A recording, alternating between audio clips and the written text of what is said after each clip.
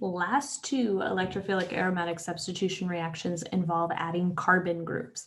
Alkylation occurs by using an alkyl halide as the electrophile and using a Lewis acid. AlCl3 is typical. Now, again, same type of catalyst function as what we saw before. Chlorine attacks the aluminum, and then what actually happens, if possible, secondaries or tertiaries, a carbocation will form. Secondary or tertiary carbocations are more than happy to exist, okay? And there is our electrophile. That electrophile can then undergo the electrophilic aromatic substitution that we have seen now 3 other times. Let's go through it anyway, just to be fun. Benzene attacks the carbocation, right? Beautiful sigma complex, lots of resonance. And then again, the Cl that added on to AlCl3, the AlCl4 minus 1, is what comes back and reestablishes aromaticity, okay? Simple primary alkyl halides can be used. They are very effective. The only thing is that the primary carbocation cannot form. And so you would make that electrophilic agent just as a complex, looking at keeping the chlorine attached to the carbon. So again, the full thing is there. One big problem with this, simple things like ethyl groups can be used, but most alkyl halides that are primary are still susceptible to rearrangements, intramolecular rearrangements. So something like this, we could see that chlorine adds to the aluminum, but then we do that intrahydride shift in order to kick out the leaving group. And so that's where we would have a problem, and we actually see a big amount of products undergoing these rearrangements. So what's best is that you actually would try to use secondary or tertiary alkyl halides, or an alkyl halide. If it has to be primary, it's small ethyl groups so that there's no hydride shift that occurs. Also be aware with the alkyl halide you choose, rearrangements are always possible, hydride shifts and methyl shifts. Some other problems, just in case that didn't convince you. The halide leaving group must be attached to a sp3 carbon. Vinyl chlorides and benzyl chlorides do not work. These are sp2 hybridized. Nope, not going to work.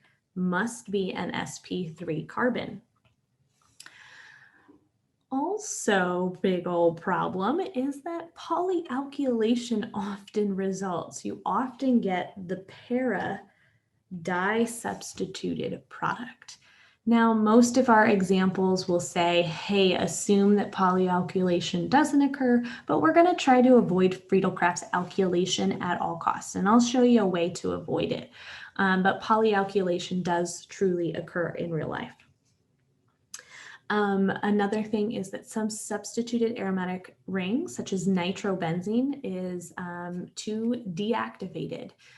So benzene needs to be a nucleophile, and nitro groups suck the nucleophilicity out of benzene. And so nitro groups do not react in Friedel-Crafts alkylation. All right, they just don't like it. They're not going to do it. So if alkylation doesn't kick you up a notch, acylation should work. Acylation is the new form of a carbon-carbon bond. Acylation requires an acyl chloride to react instead of an alkyl chloride. Notice here the acyl chloride group. That acyl chloride we will dive into more. It is a derivative of a carboxylic acid, and it has its own reactivity.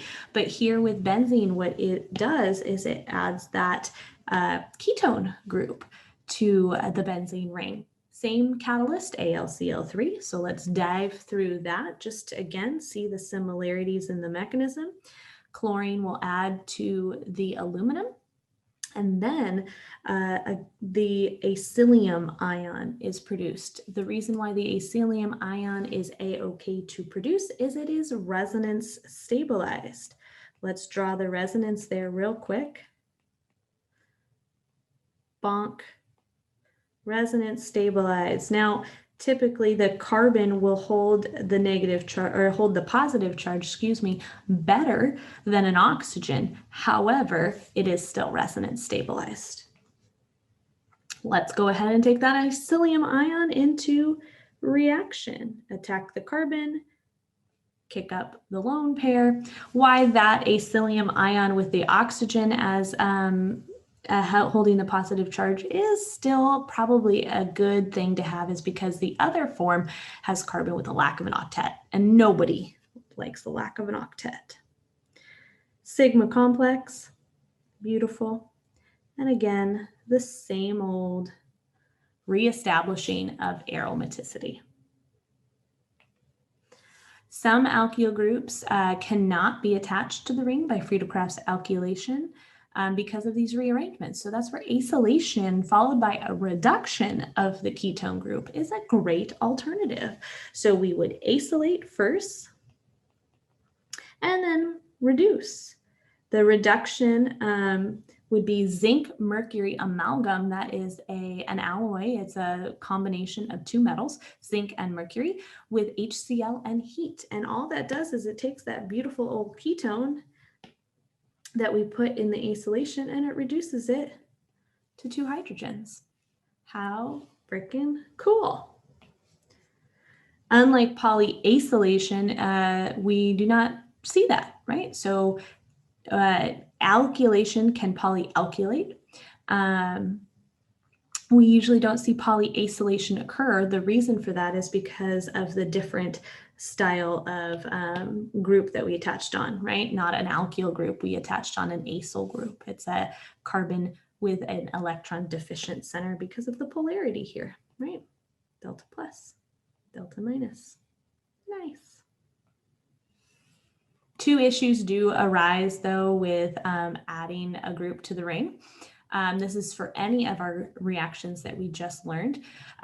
We either add an activating group or a deactivating group, okay? So now the biggest thing that we have to consider is what happens when we have more substituents. What happens when we want to take a substituted benzene, something with one substituent already, and put on a second thing. So consider nitration of toluene here.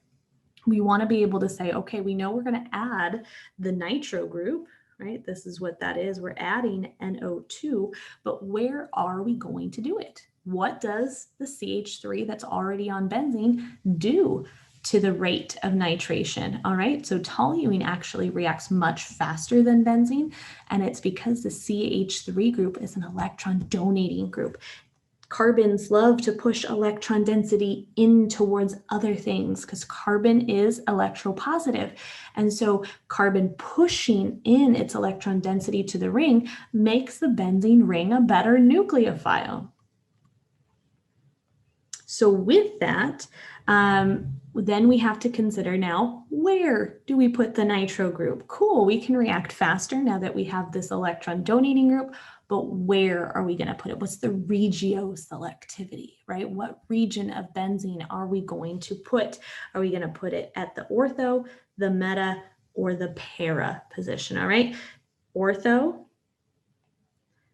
meta, or para. Where are we going to put it? All 3 possible products could be installed, right? So let's talk about activating versus deactivating groups first. An activating group is one that donates electron density, typically. A deactivating group is one that withdraws electron density from the benzene ring. And if we're trying to make benzene a nucleophile, an activating group typically increases reactivity because pushing electron density into the ring makes it look like a better nucleophile.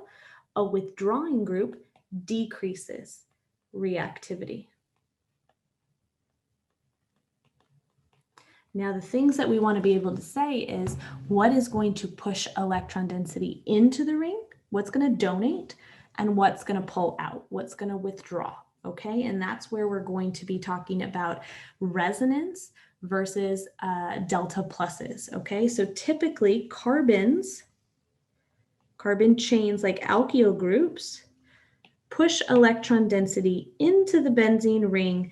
They are what we call weak donators, weak activators, because there's no real electrons going in, but they do also have low need for those electrons. They like to push electron density elsewhere. Things like oxygens or nitrogens are what we call reactive or strong electron donors, because not only do they have a lot of electron density around them, they can push electron density into the ring via resonance, okay? So resonance allows us to actually activate this ring and see that the benzene is more nucleophilic, right? It has this extra lone pair now on it in the resonance structure, so there's delta minuses all around. A deactivating group is something that withdraws electron density, something that would pull the electron density away from the benzene ring. The most typical example is going to be our nitro group. And I'm going to, again, draw out the nitro group so that we can see nitrogen is the atom directly connected to benzene. It has an actual positive charge. That is pulling electron density out. We can even draw resonance where it would pull electron density out of the benzene ring.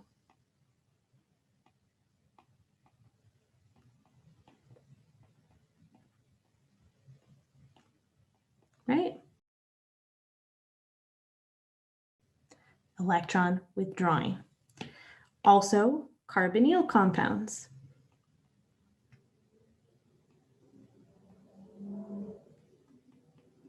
The electron density and the electron withdrawal from that carbon that is directly connected to our benzene ring. Again, that delta plus or actual plus directly connected to the benzene ring is going to be a withdrawing group. All right. We'll have one exception with the halogens, but we'll talk about that in the end when we actually start looking at the directing capabilities.